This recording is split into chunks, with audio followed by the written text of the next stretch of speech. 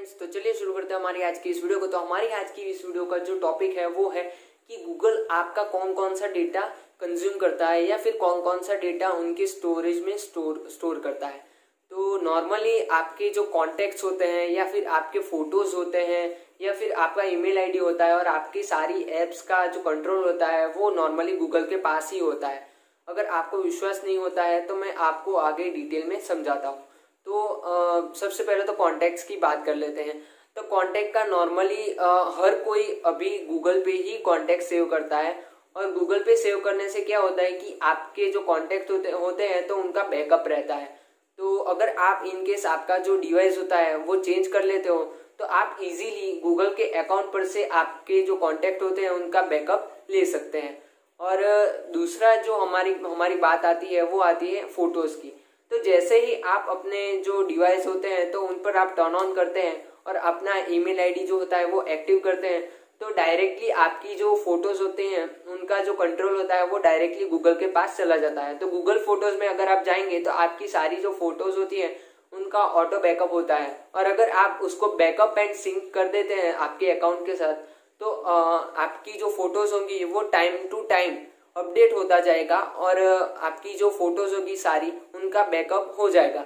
तो in case अगर आप फोटोज को डिलीट भी कर देते हैं तो फोटोज जो गूगल फोटोज की जो ऐप होती है उस पर आपका बैकअप सेव रहेगा। गूगल के सर्वर पर आपका जो बैकअप होगा वो सेव रहेगा और अगर आपको किसी भी दिन अपना बैकअप लेना हो तो आप गूगल पर इजीली ले सकते हैं। और तीसरी जो हमारी बात आती है वो आती है ईमेल आईडी एंड पासवर्ड्स के बारे में। तो अगर नॉर्मली आप अपना जो गूगल पर माय अकाउंट कर सर्च करेंगे और अपना अकाउंट जब खोलेंगे तो उसमें आपका जो प्राइवेसी होगा, privacy data storage and privacy, उस पर आप अगर जाएंगे तो उस पर अलग अलग एप्स के जो डॉट्स हैं वो आपको दिखेंगे और आप अगर सीन पर क्लिक करेंगे तो आपकी जिन जिन एप्स पर आपने पासवर्ड्स लगाए होंगे या फिर जिन जिन वेबसाइट्स पर आपने साइन अप किया होगा तो उन सब के पासवर्ड्स आपको लिखे हुए पता चलेंगे। तो आप अगर सीन पर क्लिक करोगे तो आपको अपना जो पासवर्ड होगा जो आप फॉरवर्ड कर गए होंगे तो वो भी आपको पता चल जाएगा। और हमारा जो अगला जो टॉपिक है वो है कि गूगल के पास आपकी जो लोकेशन होती है करंट उसका भी उनके पास कंट्रोल होता है। तो अगर आप लोकेशन से उनको अलाउ करते हैं फिर भी उनके पास आपके लोकेशन का जो इन्फॉर्मेशन होती है वो होगी और नहीं भी करते हैं तो भी उनके पास लोकेशन की इन्फॉर्मेशन होती है। क्योंकि नॉर्मली जब आप अपना जो डिवाइस होते हैं उसको आप ओपन करते हैं या फिर गूगल पर आप स्ट्रीम कर रहे होते हैं तो आपका जो नॉर्मली डिवाइस का आईपी एड्रेस होता है वो सेव हो जाता है और आईपी एड्रेस के माध्यम से मीडियम से वो लोग आपको इजीली ट्रैक कर सकते हैं। तो आपकी जो लाइव लोकेशन होती है उसका जो कच्चा चिट्ठा पूरा होता है वो उनके पास रहता है। और दूसरा जो टॉपिक है वो है जो हम नॉर्मली गूगल के सर्च इंजन पर सर्च करते हैं उसकी जो हिस्ट्री।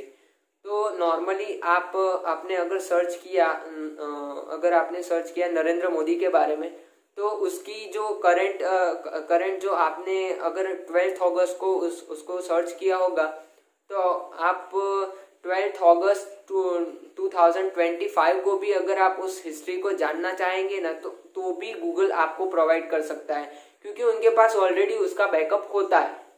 तो आगे की जो चीज़ आती है वो आती है हमारा जो वॉइस होता है, वॉइस सैंपल, वो भी गूगल के पास होता है। तो आप सोचेंगे कि वॉइस सैंपल कैसे गूगल के पास हो सकता है कि हमने तो कोई वॉइस सैंपल गूगल को दिया ही नहीं लॉग इन करते वक्त। तो आप कुछ भूल रहे हैं कि आप गूगल का नॉर्मली जो वॉइस असिस्टेंट का जो फीचर होता है वो आपने अनलॉक किया हुआ है क्योंकि उसको आए हुए 2 साल से ऊपर हो चुका है। तो अगर हम जाए तो इस पर गौर करें तो पहले क्या होता है गूगल हमारा जो माइक का जो परमिशन होता है वो लेता है डिवाइस का। तो नॉर्मली जब हम माइक का जो हम परमिशन दे देते हैं तो हम जो बोलते हैं वो सर्च कर हमें गूगल देता है। तो नॉर्मली अगर हमने सर्च किया अगर हमने किसी सेलिब्रिटी के बारे में सर्च किया जैसे कि अमिताभ बच्चन तो उनके बारे में अगर हमने सर्च किया तो हमारा जो वॉइस होता है उसका जो सैंपल होता है वो नॉर्मली गूगल के पास चला ही गया है। तो उनका जो स्टोरेज होता है उसमें वो बैकअप हो जाता है और स्टोरेज में सेव हो जाता है हमारा वॉइस सैंपल। तो नॉर्मली गूगल के पास भी हमारा वॉइस कंट्रोल है। अगर हम वॉइस कंट्रोल भी रखते हैं किसी भी डिवाइस पर तो गूगल उसे इजीली कंट्रोल कर सकता है। और हमारा जो अगला जो टॉपिक है वो है कि गूगल के पास हमारी लाइव लोकेशन भी रहती है, वो तो आपको पता ही है। तो अगला जो हमारा टॉपिक है वो है, तो अगर आपका जो ईमेल होता है वो किसी के पास चला जाता है या फिर पासवर्ड भी किसी के पास चला जाता है तो वो इजीली आपके अकाउंट को हैक कर सकता है या फिर आपके अकाउंट की जो सारी एक्टिविटीज होती है उनको वो स्ट्रीम कर सकता है या फिर एक्टिविटीज पर कंट्रोल पा सकता है। और नॉर्मली गूगल के पास जो कंट्रोल होता है उसकी वजह से आपको कई तरह की प्रॉब्लम्स भी आ सकती है या फिर आपकी प्राइवेसी भी खतरे में पड़ सकती है। तो आपको जब गूगल पर स्ट्रीम कर रहे हो या फिर कुछ भी सर्च कर रहे हो तो आपको ध्यान रखना चाहिए कि आपका डेटा जो है वो कहीं ना कहीं सेव हो रहा है। तो आप कोई आड़ी टेढ़ी चीज़ें सर्च ना करें या फिर कोई पॉन या फिर कोई स्कैम या फिर कोई भी लेन देन हो तो उसको गूगल पर थोड़ा कम करिए, क्योंकि जैसे जैसे हमारी जो कम्युनिटी है वो ऑनलाइन होती जा रही है वैसे ही बेपरवाह होती जा रही है, क्योंकि हम भूलते जा रहे हैं कि हमारा जो डेटा है वो कहीं ना कहीं सेव हो रहा है और कभी ना कभी इस डेटा का मिसयूज हो सकता है। तो आपको इसके बारे में अवेयर करने के लिए मैं आपको ये बता रहा हूँ।